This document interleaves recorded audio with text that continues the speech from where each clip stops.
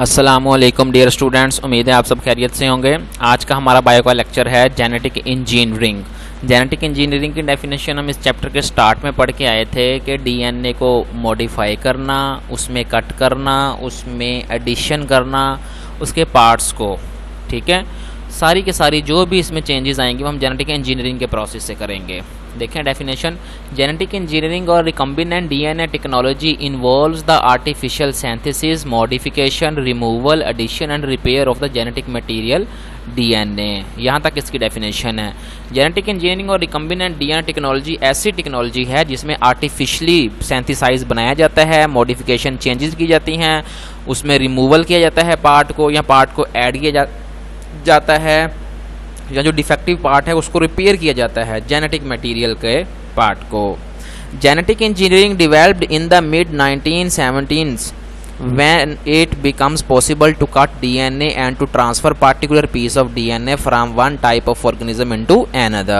Genetic engineering की यानी कि शुरुआत हम कह सकते हैं कि यह तब वहाँ से डेवलप हुई जब 1970 में साइंटिस्ट डीएनए के पीस को, एक ऑर्गेनिज्म के पीस को कट करके किसी दूसरे ऑर्गेनिज्म की बॉडी में उनके डीएनए के साथ इंसर्ट करने के काबिल हो गए। As a result the characteristics of the host organisms could be changed. उससे क्या होगा कि जो होस्ट ऑर्गेनिज्म होगा जिसमें डीएनए इंसर्ट किया जाएगा उसकी कैरेक्टरिस्टिक्स चेंज हो जाएंगी। If host organism is a micro organism, लेकिन अगर होस्ट जो ऑर्गेनिज्म है वो माइक्रो ऑर्गेनिज्म है, सच एज बैक्टीरियम, वो बैक्टीरिया है, the transfer DNA is multiplied many times as the microorganism multiplies. तो जैसे जैसे बैक्टीरिया ग्रो करता जाएगा वैसे वैसे जो हमने जो में इंसर्ट किया है जीन वो भी ग्रो करता जाएगा। अब देखें बैक्टीरिया में ही ग्रो क्यों करते हैं, क्योंकि बैक्टीरिया का फास्टेस्ट ग्रोथ रेट है, ये 20 मिनट में 1 से 2 में डिवाइड हो जाते हैं। Consequently it is possible to obtain millions of copies of specific DNA inside a bacterial cell, यानी कि ये भी पॉसिबल है कि हम मिलियन, लाखों में डीएनए की कॉपियाँ एक ही बैक्टीरियल सेल से हासिल कर सकते हैं। अब आगे है जी इसके ऑब्जेक्टिव्स ऑफ जेनेटिक इंजीनियरिंग, यानी कि जेनेटिक इंजीनियरिंग के ऑब्जेक्टिव क्या क्या हो सकते हैं। इंपॉर्टेंट क्वेश्चन है, पेपर में आ जाता है। The important objectives of genetic engineering are as follows. Isolation of a particular genes और part of a gene for various purpose such as gene therapy. इसका जो पहला ऑब्जेक्टिव है वो ये है कि हम आइसोलेट होता है अलहदा करना, पार्टिकुलर ख़ास किस्म के जीन को अलहदा करें ताकि उसकी हम जीन थेरेपी कर सकें। Production of particular RNA and protein molecules, ताकि हम ख़ास किस्म के आरएनए को प्रोड्यूस कर सकें और प्रोटीन मॉलिक्यूल्स को भी बना सकें। Improvement in the production of enzymes, enzymes की जो प्रोडक्शन है उसमें हम इम्प्रूवमेंट कर सकें, ड्रग्स में इम्प्रूवमेंट कर सकें, and commercially important organic chemicals जो बनते हैं उनमें भी इम्प्रूवमेंट कर सकें। Productions of varieties of plants having particular desirable characteristics, उन प्लांट्स की प्रोडक्शन में हम चेंजेस ला सकें जो हम अपनी ख्वाहिश के मुताबिक, यानी कि जिनसे जो फसल लेना चाहते हैं उनकी करैक्टरिस्टिक्स में हम चेंजेस ला सकें। Treatment of genetic defects in higher organisms, higher organisms में जो जेनेटिक डिफेक्ट्स हैं, जीन्स की प्रॉब्लम आ जाती हैं, उनको भी हम ट्रीटमेंट के करके ठीक कर सकें। अब ये एक अलग क्वेश्चन बनता है, right the objective genetic engineering, और ये एक अलग है, right the basic steps in genetic engineering. इसके देखें बेसिक स्टेप्स जो ये हैं, isolation of the gene of interest. सबसे पहले आपने जिस जीन को आपने ट्रीट करना है उसको आइसोलेट करेंगे, अलहदा करेंगे। Insertion of gene into a vector, उसके बाद उस जीन को हम वेक्टर के अंदर इंसर्ट करेंगे। नेक्स्ट स्टेप है transfer of recombinant DNA into host organism.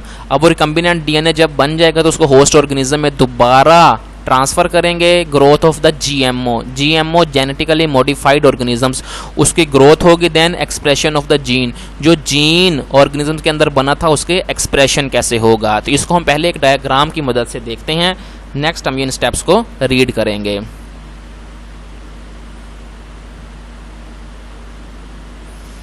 आप पेज टर्न करेंगे आगे तो हमारे पास ये डायग्राम है, ये हमें उन्होंने डायग्राम दी गई है इंसुलिन प्रोडक्शन की। ये देखें ह्यूमन का ये सेल है, ये बैक्टीरियम है, ठीक है। बैक्टीरिया जो है इसके अंदर अब प्लाज्मिड मौजूद हैं, ये देखें राउंड फॉर्म में, extra chromosomal circular DNA plasmid होता है जिसको हम एज अ वेक्टर के तौर पर भी उसे काम लेते हैं। अब देखें इस सेल से हमने ये प्लाज्मिड को बाहर निकाल लिया, इस सेल से ये क्रोमोसोम्स का जो था पार्ट, अब हमें पता है कि जो जीन है वो क्रोमोसोम के ऊपर मौजूद है, तो हमने इसका एक पार्ट ले लिया ये, ठीक है। अब हमने क्या किया कि देखें पूरे का पूरा तो हम इंसर्ट नहीं कर सकते इधर से, ना ये इसको कट कर सकते हैं, प्लाज्मिड कट, यहाँ पे हमने प्लाज्मिड को कट कर लिया, जितना पीस प्लाज्मिड का यहाँ से कट किया उतना ही यानी कि पीस हम देखेंगे कि जीन का कट करना है। जब हमने इन दोनों को कट कर लिया, आपस में इन दोनों को हम मैच कर देंगे। ये देखो जब ये दोनों मैच हो गए, अब देखें ये अलहदा है ऑर्गेनिजम्स का है जेनेटिक मटेरियल, ये अब अलहदा है, तो ये दो ऑर्गेनिजम्स का जेनेटिक मटेरियल जब मिल गया तो इसको हम बोलेंगे रिकम्बिनेंट डीएनए। ठीक हो गया बेटे।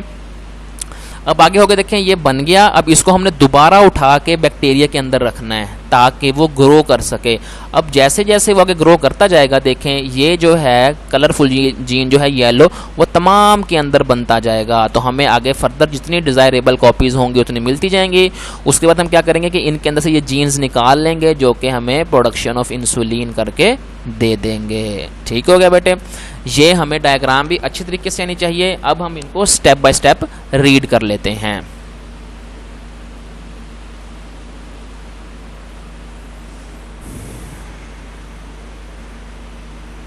जी, isolation of the gene of interest. सबसे पहले जो हमें जीन में इंटरेस्ट है उसको हमने आइसोलेट करना है।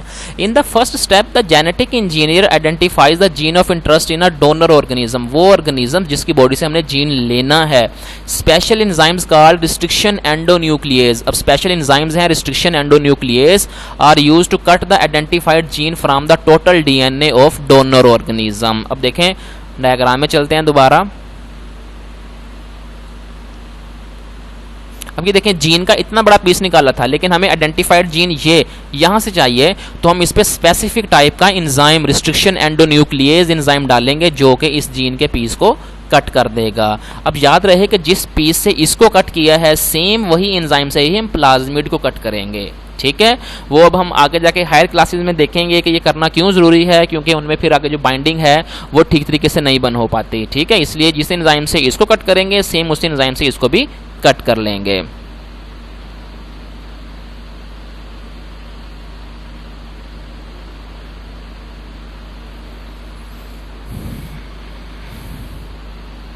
ठीक, cut identified gene from the total DNA of the donor organism. Donor organism का जो टोटल डीएनए है उसमें से जो हमें यानी कि आइडेंटिफाइड पीस चाहिए, डिजायर्ड पीस चाहिए, उसको हम कट कर लेंगे। अब उसके बाद देखें insertion of gene into a vector.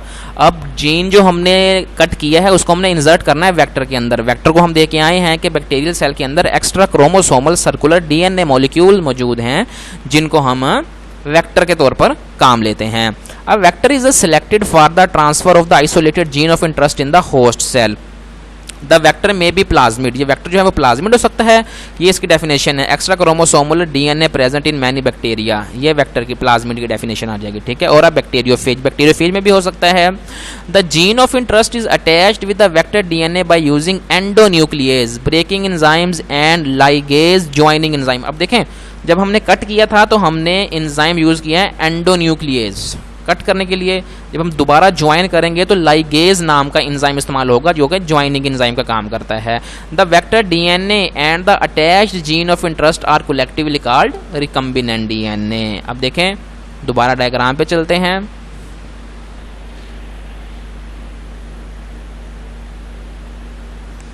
ये देखें, अब यहाँ पे हम ये पीस लिया और यहाँ से इसको ये कट कर दिया, और ये जब दोनों को आपस में मिला दिया तो ये जो डीएनए बन गया ये रिकम्बिनेंट डीएनए बन गया। अब इससे अगला स्टेप क्या है कि हमने इस रिकम्बिनेंट डीएनए को उठा के इंसर्ट करना है दोबारा ऑर्गेनिजम्स के अंदर जिसके अंदर इसने ग्रो करना है।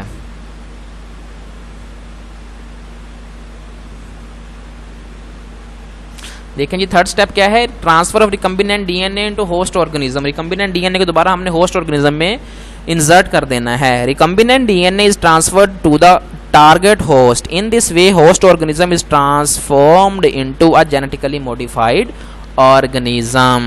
दोबारा डायग्राम पे चलते हैं।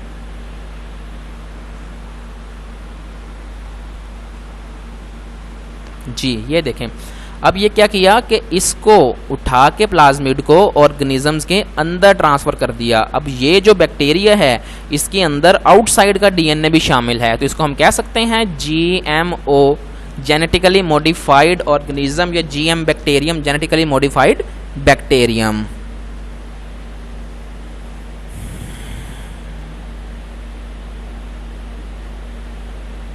आगे देखें फर्दर स्टेप है ग्रोथ ऑफ द जीएमओ। अब हमने जीएमओ की ग्रोथ करानी है ताकि हमें जो डिजायरेबल जीन्स हैं वो ज़्यादा से ज़्यादा मिल सकें। The GMO are provided suitable culture medium. उन बैक्टीरिया को उनकी डाइट प्रोवाइड की जाएगी for growth to give as much copies of the gene of interest as needed.